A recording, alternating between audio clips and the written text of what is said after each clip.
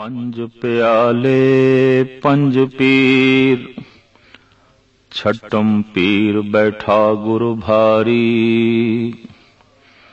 अर्जन काया पलट के, मूरत हर गोबिंद सवारी।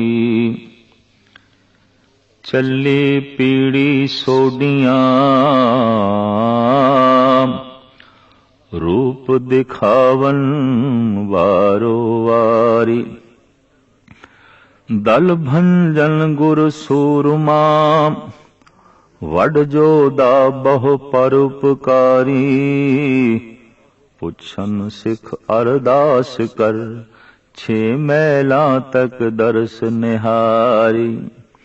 अगम अगोचर सतगुरु, बोले मुख ते सुनो संसारी।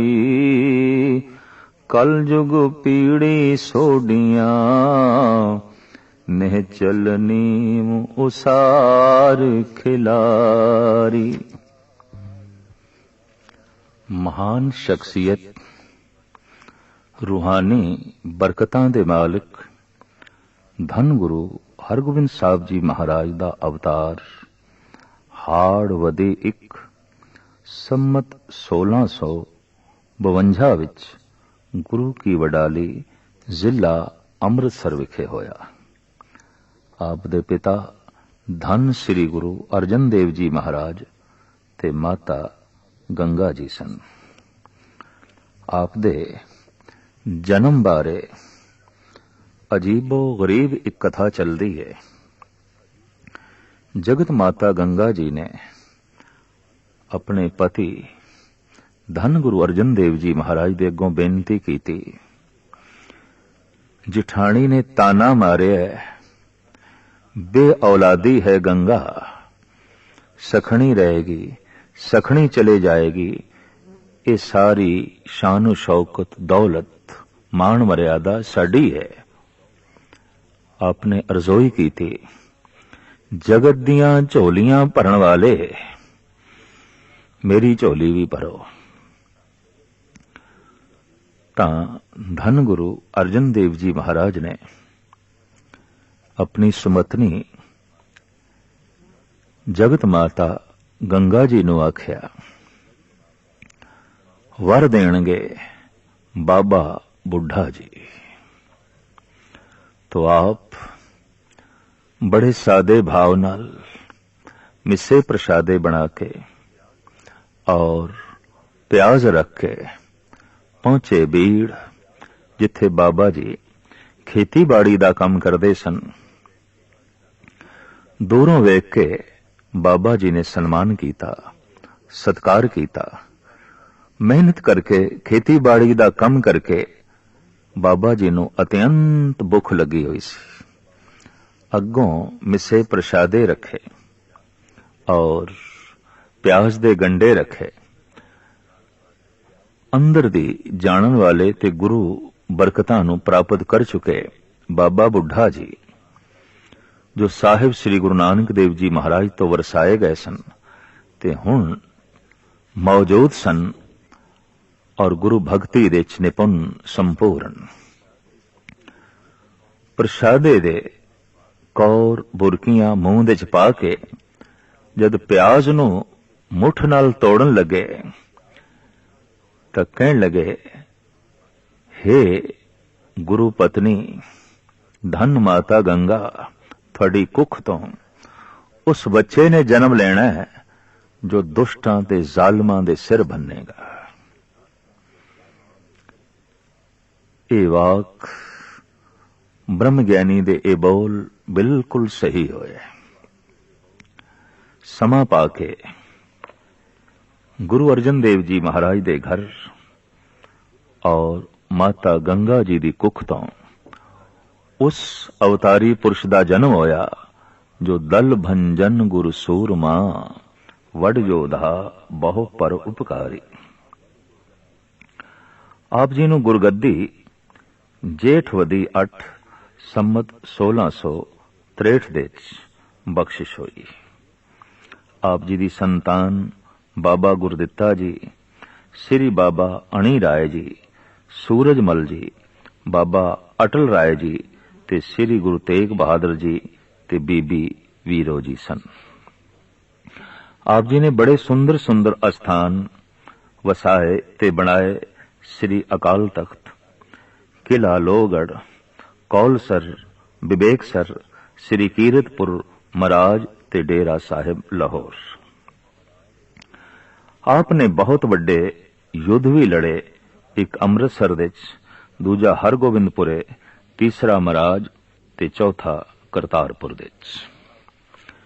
गुरु हरगोबिंद साहब जी महाराज ने सिखी परंपरा नूं एक नवां मोड़ दिता। गुरु नानक देव जी महाराज तो लेके गुरु अर्जन देव जी महाराज तक ये फकीरां दा घर मनिया गया, पीरां दा घर मनिया गया, संतां दा टिकाणा मनिया गया। लेकिन अज परंपरा बदली। अज पीरी नाल गुरु हरगोबिंद साहब जी महाराज ने बकायदा तौर ते मीरी जोड़ दी। आपने राज ते योग नूं इकट्ठा कीता, आपने भगती ते शक्ति दा संगम कीता, आप राजनीति नूं भी लियाए। उसदे मूल कारण सन। जदों गुरु नानक देव जी महाराज दा आगमन होया, उदों ही मुगल राज दा इस देश दे विच आगमन होया। क्योंकि ये आए सिर्फ धन संपदा लुटण लई, इज्जत असमत लुटण लई और देश दी हर परंपरा नूं मिटाण लई, तो कुदरती गल है ज्यादा जबर तशद्दद जुल्म ते दुख पंजाब नूं ही सहेड़ना पिया। पंजाब दरवाजा सी सारे हिंदुस्तान विच पहुंचण दा, दाखिल होण दा, तो सारा जंगो जदल तबाही इस दरवाजे ते होंदी रही। पहले पातशाह दी अखां दे सामने बाबर दी कीती तबाही, फिर इस तरीके दे नाल पीढ़ी दर पीढ़ी ये तबाही, ये बर्बादी होंदी रही। अकबर ने सोचा बहु गिणती विच इस देश दे विच जिहड़ी कौम रहिंदी है उस नाल मिल जुल के रहीए। तो उसने सुलह कुन नीति अपनाई। दरबार दे 9 रत्नां विच हिंदू ते मुस्लिम दोवें इकट्ठे सन। अकबर दी एक बेगम जोधाबाई राजा मान सिंह जी दी भैण सी। हिंदू संस्कृति और इस्लामी संस्कारां दा एक संगम सी। लेकिन जहांगीर दे नाल नीति बदली। इसे वास्ते गुरु हरगोबिंद साहब जी महाराज दे नाल गुरु घर दी परंपरा भी बदल गई। जहांगीर दे हुक्म नाल गुरु अर्जन देव जी महाराज नूं शहीद कीता गया और इस शहादत ने धन गुरु हरगोबिंद साहब जी महाराज दे हिरदे ते बहुत वड्डा असर छोड़िया। आपने माला दे नाल नाल हाथ दे तलवार पकड़ लई और कह दिता अंदरूनी वैरियां दा मुकाबला करन लई जप ताई चाहीदा है, संयम चाहीदा है, प्रेम चाहीदा है, सतसंग चाहीदा है, गुरु भगती चाहीदी है। पर दोखी सिर्फ अंदर नहीं बाहर भी ने। जो देश लई दोखी आउंदे ने, धर्म लई दोखी आउंदे ने, धर्म दी संस्कृति लई जो है दोखी आउंदे ने और इज्जत आबरू लई दोखी आउंदे ने, उन्हां तो भी देश नूं, इज्जत आबरू नूं ते संस्कृति नूं बचाना हुंदा है। लिहाजा आपने तलवार पकड़ ली। इस तरह आप मीरी पीरी दे मालिक कहलाए। आप दे नाल लाओ लश्कर रहिंदा सी। आपने हुक्मनामे भेजे, सानू जो भेटा चाड़ी जाए वो शस्त्रां दी होवे, वो घोड़ियां दी होवे, वो हाथियां दी होवे, ताकि मैं जिस कौम दी सिरजना कर रहा वो इतनी मजबूत होवे कि देश दियां गुलामी दियां जंजीरां टुट जान। ये ख्याल देश दी आजादी दा सब तो पहले धन गुरु हरगोबिंद साहब जी महाराज ने बख्शिश कीता, उन्हां दी देन है। और यह पीढ़ी दर पीढ़ी ख्याल अगे चलता रहा। यही कारण है कि सता ते सत दा घोल होंदा रहा। बार बार सता इस सतवादी नाल टकराई है। इस वास्ते धन गुरु हरगोबिंद साहब जी महाराज नूं 4 वड्डे जंग लड़ने पै। और ये खुशकिस्मती और दैवी शक्ति समझो कि 4 ही जंगां दे विच धन गुरु हरगोबिंद साहब जी महाराज दी जित हुई। कीरतपुर दी जंग दे विच आप दा एक सेनापति पैंदे खां, जिसनूं आपने पालिया सी, पोसिया सी, वड्डा कीता सी, बागी हो गया ते बागियां दी फौज दे शामिल होके सतगुरां ते आके चढ़ाई भी कीती। आमना सामना हो गया गुरु हरगोबिंद साहब जी महाराज दा। बड़ा तरस आया सतगुरु नूं। दरअसल लंबी गुलामी दे विच इह पठान ते बाकी दियां कौमां जी रहीआं सन ते कहंदे ने गुलाम बंदे कोल इखलाक नहीं रहिंदा।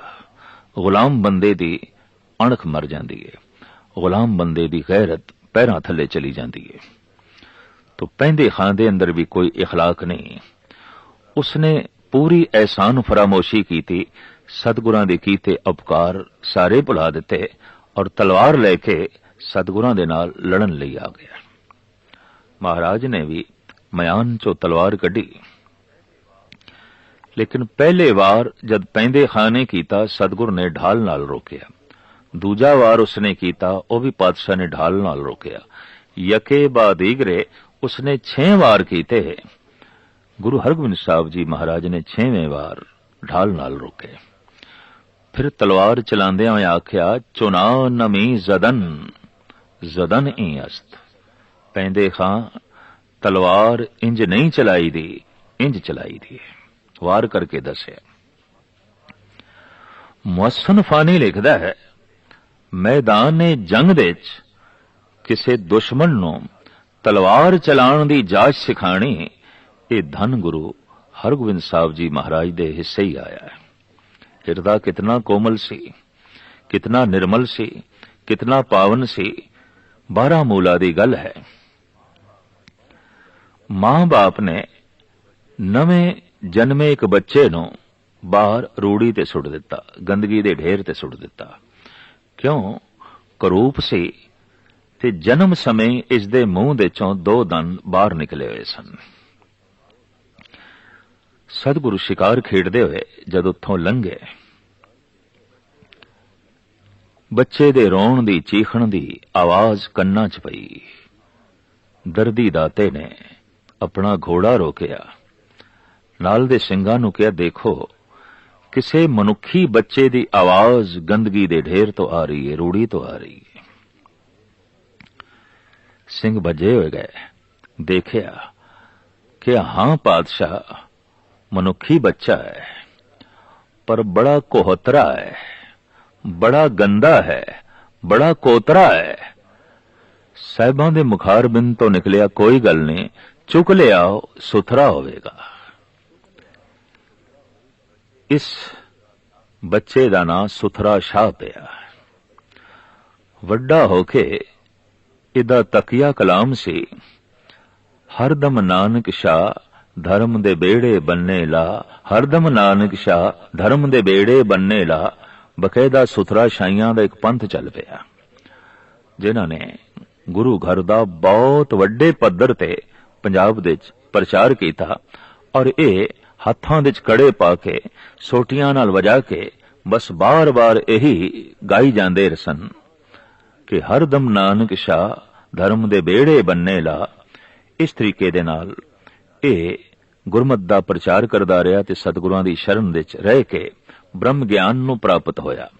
तुखमे तासीर करके मजाकी सुभाਅ दा सी, लेकिन सतगुरां दी संगत करके ब्रह्म ज्ञानी होया, सील संजमी होया, प्रभु दी भगती करन वाला होया।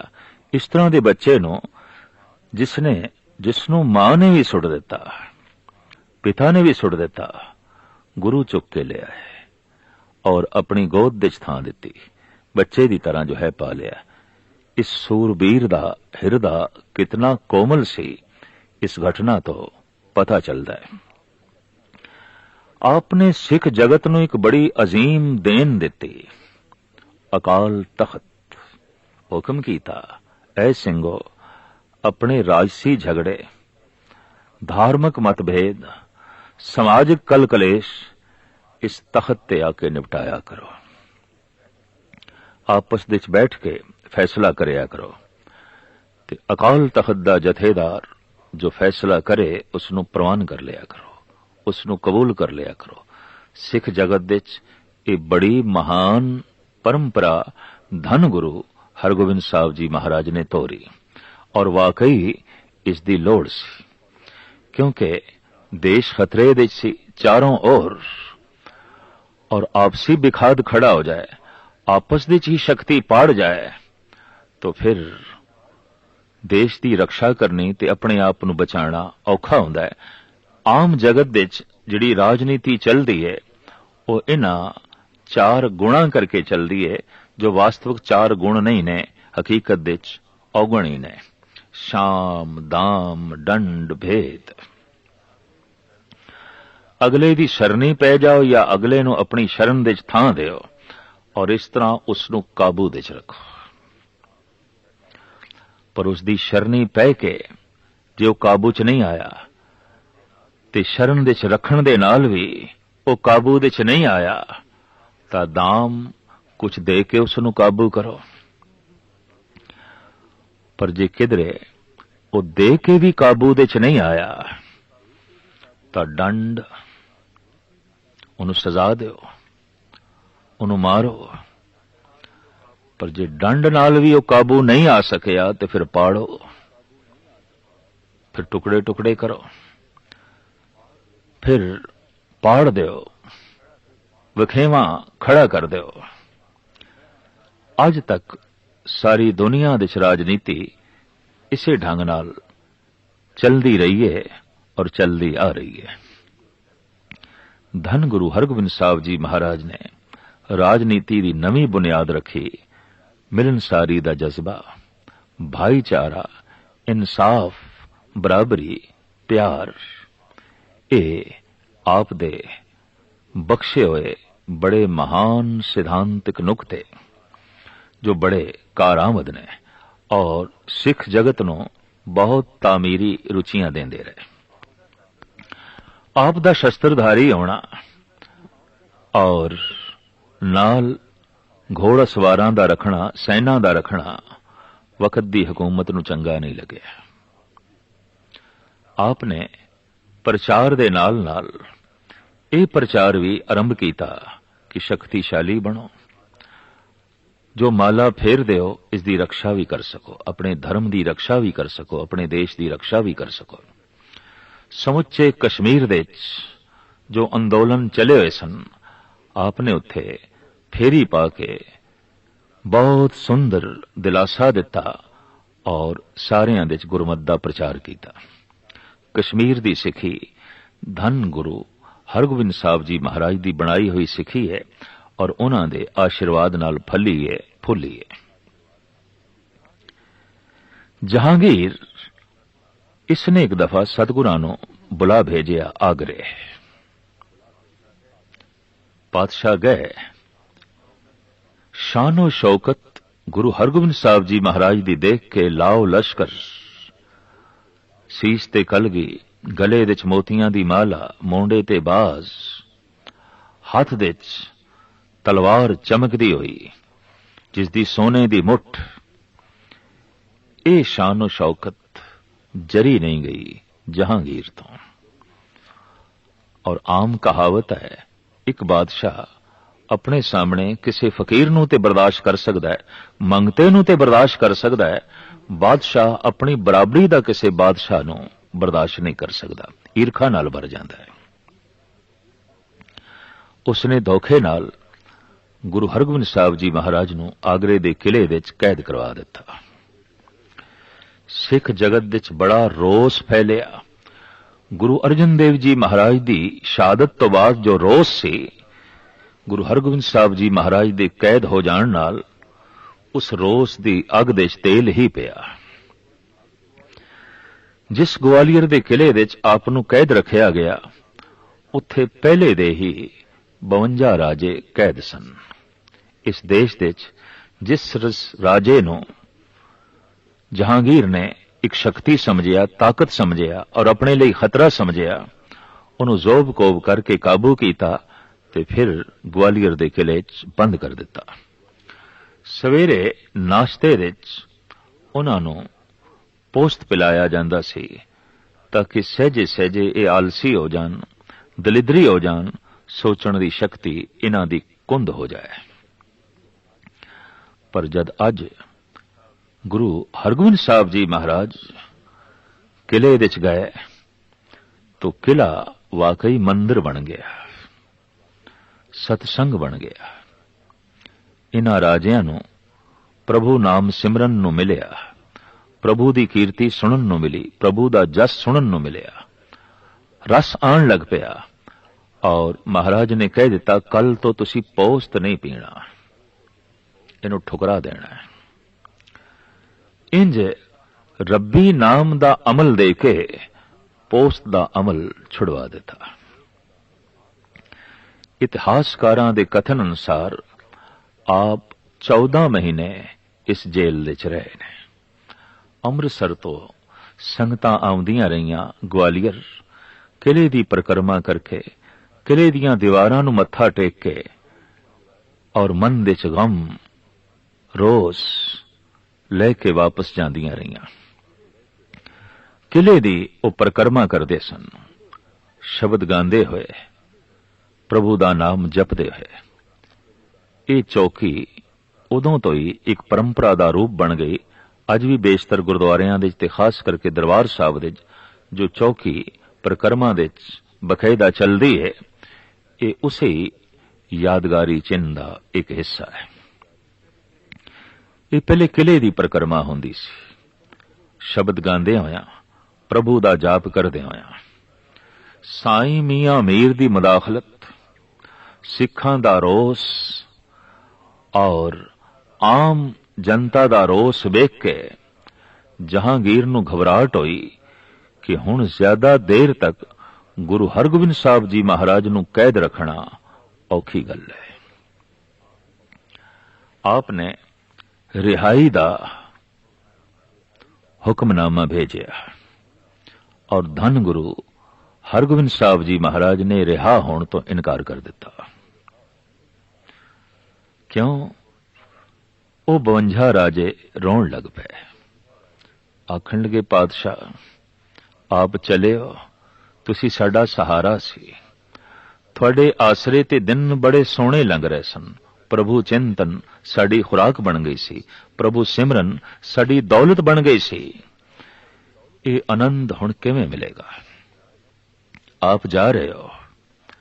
सतगुरु ने धीरज दिती, कहने लगे, नहीं, थानू छोड़ के नहीं जावांगे, जावांगे तां तुसी भी साडे नाल चलोगे, नहीं ते असी भी नहीं जावांगे। सतगुरां ने जवाब दिता, जिन्ने चिर तक ये राजे नहीं छोड़े जांदे, असी जेल तो बाहर नहीं आवांगे, किले तो बाहर नहीं आवांगे। तां जहांगीर ने दूसरा हुक्म भेजिया, जितने राजे गुरु हरगोबिंद साहब जी महाराज दा दामन पकड़ लैन, वो बाहर आ सकते ने। गुरु हरगोबिंद साहब जी महाराज अक्सर 50 कलियां वाला चोला पहनते सन, बड़ा वड्डा। उंज भी आप दा शरीर भी बड़ा भारी भरकम सी। शायद इसे वास्ते ही कवि संतोख सिंह जी ने और भाई गुरदास जी ने लिखा, दल भंजन गुरु सूरमा, वड योधा बहु पर उपकारी। आपने तमाम राजियां नूं कह दिता, एक एक कली पकड़ लो मेरी। तो 50 ने ते पकड़ ली। राजे 52 सन, दोहां दियां बावां सतगुर ने पकड़ लिया। इस तरह 52 राजे बाहर आए। दर्दी दाते दा नाम पै गया, बंदी छोड़ धन गुरु ਹਰਗੋਬਿੰਦ ਸਾਹਿਬ ਜੀ ਮਹਾਰਾਜ ਬੰਧਨਾਂ ਨੂੰ ਤੋੜਨ ਵਾਲੇ, ਜੋ ਉਮਰ ਕੈਦ ਭੋਗ ਰਹੇ ਸਨ, ਉਹਨਾਂ ਦੀ ਬੰਦ ਖਲਾਸੀ ਕੀਤੀ। ਉੱਥੋਂ ਆਪ ਵਾਪਸ ਆਏ ਨੇ ਆਗਰਾ। ਆਗਰੇ ਵਿੱਚ ਜਮਨਾ ਦੇ ਕੰਢੇ ਤੇ ਜਹਾਂਗੀਰ ਦਾ ਤੰਬੂ ਲੱਗਿਆ, ਆਪ ਦਾ ਵੀ ਤੰਬੂ ਲੱਗਿਆ। ਜਹਾਂਗੀਰ ਨੇ ਸਵਾਗਤ ਜ਼ਰੂਰ ਕੀਤਾ, ਔਰ ਸਵਾਗਤ ਵਿੱਚ ਰਾਜਨੀਤੀ ਸੀ। ਮਹਿਲਾਂ ਵਿੱਚ ਬੁਲਾਉਣ ਲਈ ਆਖਿਆ, ਸਤਿਗੁਰੂ ਨੇ ਇਨਕਾਰ ਕੀਤਾ। ਆਖਿਆ, ਨਹੀਂ, ਤੇਰੇ ਮਹਿਲਾਂ 'ਚ ਸਾਡੇ ਸਿੱਖ ਨਹੀਂ ਆ ਸਕਣਗੇ, ਔਰ ਭੀੜ ਨੂੰ ਤੇਰੇ ਸੰਤਰੀ ਰੋਕਣਗੇ, ਤੇ ਸਾਡਾ ਦਰ ਐਸਾ ਹੈ ਜਿੱਥੇ ਕਿਸੇ ਨੂੰ ਰੋਕਿਆ ਨਹੀਂ ਜਾਂਦਾ। ਤੋ ਗੁਰੂ ਹਰਗੋਬਿੰਦ ਸਾਹਿਬ ਜੀ ਮਹਾਰਾਜ ਦੇ ਖੈਮੇ ਦੇ ਨਾਲ ਜਦ ਜਹਾਂਗੀਰ ਨੇ ਵੀ ਆਪਣਾ ਖੈਮਾ ਲਗਵਾਉਣਾ ਚਾਹਿਆ, ਤਾਂ ਉਸ ਵਕਤ ਗੁਰੂ ਹਰਗੋਬਿੰਦ ਸਾਹਿਬ ਜੀ ਮਹਾਰਾਜ ਨੇ ਆਖਿਆ, ਇੱਥੇ ਫਿਰ ਪਹਿਰਾ ਹੋਵੇਗਾ, ਫਿਰ ਸਿੱਖਾਂ ਨੂੰ ਰੋਕ ਲੱਗੇਗੀ। ਤਾਂ ਜਹਾਂਗੀਰ ਨੇ ਕਿਹਾ, ਨਹੀਂ, ਜਿਤਨੇ ਦਿਨ ਆਪ ਇੱਥੇ ਹੋ ਪਹਿਰਾ ਨਹੀਂ ਰਹੇਗਾ। ਇੱਕ ਘਾਈਆ ਸਿੰਘ ਘਾਹ ਦੀ ਪੰਡ ਵੇਚ ਕੇ ਇੱਕਦਮ ਆਇਆ ਹੈ। ਪਹਿਲਾ ਤੰਬੂ ਸ਼ਹਿਨਸ਼ਾਹ ਦਾ ਸੀ, ਸਿੱਧਾ ਦਾਖਲ ਹੋ ਗਿਆ। ਮੁਗਲ ਸ਼ਹਿਨਸ਼ਾਹ ਵੀ ਸਿਰ ਤੇ ਦਸਤਾਰ ਰੱਖਦੇ ਸਨ, ਦਾੜਾ ਹੁੰਦਾ ਸੀ। ਜਹਾਂਗੀਰ ਨੇ ਵੀ ਗਲ ਵਿੱਚ ਮੋਤੀਆਂ ਦੀ ਮਾਲਾ ਪਹਿਨੀ ਹੋਈ ਸੀ, ਕੋਲ ਬਾਜ਼ ਬੈਠਾ ਸੀ। ਗੁਰੂ ਹਰਗੋਬਿੰਦ ਸਾਹਿਬ ਜੀ ਮਹਾਰਾਜ ਬਾਰੇ ਜੋ ਕੁਝ ਸੁਣ ਰੱਖਿਆ ਸੀ, ਉਹ ਇਸ ਤਰ੍ਹਾਂ ਦੀ ਸ਼ਾਨੋ ਸ਼ੌਕਤ ਜਹਾਂਗੀਰ ਦੀ ਵੇਖ ਕੇ 2 ਟਕੇ ਜੋ ਘਾਸ ਵੇਚ ਕੇ ਉਸ ਨੂੰ ਪ੍ਰਾਪਤ ਹੋਏ ਸਨ, ਜਹਾਂਗੀਰ ਦੇ ਕਦਮਾਂ ਦੇ 'ਚ ਰੱਖ ਕੇ ਹੱਥ ਜੋੜ ਕੇ ਕਹਿੰਦਾ ਹੈ, ਸੱਚੇ ਪਾਤਸ਼ਾਹ, ਮੇਰਾ ਲੋਕ ਪਰਲੋਕ ਸੁਹੇਲਾ ਕਰੋ, ਮੇਰੀ ਝੋਲੀ ਦੇ 'ਚ ਭਗਤੀ ਦੀ ਦਾਤ ਪਾਓ। ਤਾਂ ਜਹਾਂਗੀਰ ਇੱਕਦਮ ਉੱਠ ਕੇ ਕਹਿਣ ਲਗੇ, ਤੂੰ ਗਲਤ ਥਾਂ ਤੇ ਆ ਗਿਆ। ਜੋ ਲੋਕ ਪਰਲੋਕ ਸੁਹੇਲਾ ਕਰਦਾ ਹੈ, ਜੋ ਭਗਤੀ ਦੀ ਦਾਤ ਦਿੰਦਾ ਹੈ, ਉਸ ਦਾ ਤੰਬੂ ਅੱਗੇ ਹੈ। ਸਿੱਖ ਨੇ ਇੱਕਦਮ ਟਕਾ ਚੁੱਕ ਲਿਆ ਤੇ ਜਹਾਂਗੀਰ ਕਹਿਣ ਲਗਾ, ਸਾਡੀ ਔਕਾਤ ਇੱਕ ਟਕੇ ਜੈਸੀ ਵੀ ਨਹੀਂ, ਤੂੰ ਸਾਡੇ ਕਦਮਾਂ ਵਿੱਚ ਇੱਕ ਟਕਾ ਵੀ ਨਹੀਂ ਰੱਖ ਸਕਦਾ। ਤਾਂ ਉਸ ਵਕਤ ਸਿੱਖ ਨੇ ਆਖਿਆ, ਇਹ ਟਕਾ ਨਹੀਂ, ਇਸ ਵਿੱਚ ਮੇਰੀ ਸ਼ਰਧਾ ਹੈ, ਮੇਰੀ ਭਾਵਨਾ ਹੈ, ਮੇਰੀ ਮਿਹਨਤ ਹੈ। ਤਾਂ ਜਹਾਂਗੀਰ ਨੇ ਮੋਹਰਾਂ ਦੀ ਥੈਲੀ ਦਿੱਤੀ, ਕਹਿਣ ਲੱਗਾ, ਇਹ ਲੈ, ਟਕਾ ਨਾ ਚੁੱਕ, ਮੇਰੀ ਤੋਹੀਨ ਹੈ, ਔਰ ਇਹ ਮੋਹਰਾਂ ਦੀ ਥੈਲੀ ਗੁਰੂ ਦੇ ਕਦਮਾਂ 'ਚ ਰੱਖੀ। ਧਨ ਉਹ ਸਿੱਖ ਕਹਿਣ ਲਗਾ, ਇਹ ਮੋਹਰਾਂ ਦੀ ਥੈਲੀ ਮੇਰੀ ਮਿਹਨਤ ਨਾਲ ਨਹੀਂ ਆਈ, ਔਰ ਜੋ ਮਿਹਨਤ ਨਾਲ ਮੈਂ ਕਮਾਇਆ ਧਨ ਨਹੀਂ, ਉਹਦੇ 'ਚ ਮੇਰੀ ਸ਼ਰਧਾ ਭਾਵਨਾ ਨਹੀਂ ਹੋਵੇਗੀ, ਔਰ ਜੇ ਸ਼ਰਧਾ ਭਾਵਨਾ ਨਹੀਂ ਤਾਂ ਗੁਰੂ ਦੀ ਪ੍ਰਸੰਨਤਾ ਦਾ ਮੈਂ ਪਾਤਰ ਵੀ ਨਹੀਂ ਬਣ ਸਕਾਂਗਾ। ਉਹਨੇ ਆਪਣਾ ਟਕਾ ਚੁੱਕ ਕੇ ਜੈਸੇ ਤੰਬੂ ਤੋਂ ਨਿਕਲਿਆ ਬਾਹਰ, ਆਪਣੇ ਤੰਬੂ ਤੋਂ ਗੁਰੂ ਹਰਗੋਬਿੰਦ ਸਾਹਿਬ ਜੀ ਮਹਾਰਾਜ ਨਿਕਲੇ, ਔਰ ਭੱਜ ਕੇ ਰਸਤੇ ਦੇ 'ਚ ਹੀ ਅਜੇ ਸਿੱਖ ਹੈ, ਤੰਬੂ ਤੱਕ ਪਹੁੰਚਿਆ ਹੀ ਨਹੀਂ, ਗਲਵਕੜੀ 'ਚ ਲੈ ਲਿਆ। ਆਖਿਆ, ਧਨ ਐ ਗੁਰਸਿੱਖ, ਤੂੰ ਧਨ, ਤੂੰ ਧਨ, ਧਨ ਹੈ ਤੇਰੀ ਸ਼ਰਧਾ। ਇਸ ਤਰੀਕੇ ਨਾਲ ਸਾਹਿਬ ਫਿਰ ਸਹਿਜੇ ਸਹਿਜੇ ਪਹੁੰਚੇ ਅੰਮ੍ਰਿਤਸਰ। ਆਪ ਦੀ ਆਮਦ ਦੇ 'ਚ ਦੀਪਮਾਲਾ ਕੀਤੀ ਗਈ। ਦੀਵਾਲੀ ਦਾ ਤਿਉਹਾਰ ਉਸ ਸਮੇਂ ਤੋਂ ਹੀ ਦਰਬਾਰ ਸਾਹਿਬ ਦੇ 'ਚ ਬੜੇ ਸ਼ਾਨੋ ਸ਼ੌਕਤ ਦੇ ਨਾਲ ਮਨਾਇਆ ਜਾਂਦਾ ਹੈ। ਤਰ੍ਹਾਂ ਤਰ੍ਹਾਂ ਦੇ ਗੁਰੂ ਉਪਦੇਸ਼ ਦਿੰਦੇ, ਭਗਤੀ ਭਾਵਨਾ ਦਿਲਾਉਂਦੇ। ਆਪਣੇ ਬੜੇ ਸੁੰਦਰ ਅਸਥਾਨ ਵਿਵੇਕਸਰ ਦੇ 'ਚ ਕਥਾ ਪਰੰਪਰਾ ਵੀ ਤੋਰੀ, ਲੋਕਾਂ ਨੂੰ ਗਿਆਨ ਧਿਆਨ ਦੀ ਸਿੱਖਿਆ ਦਿੱਤੀ। ਚੇਤਰ ਸੁਦੀ 5 ਸੰਮਤ 1701 ਨੂੰ ਆਪ ਕੀਰਤਪੁਰ ਸਾਹਿਬ ਦੇ 'ਚ ਜੋਤੀ ਜੋਤ ਸਮਾ ਗਏ।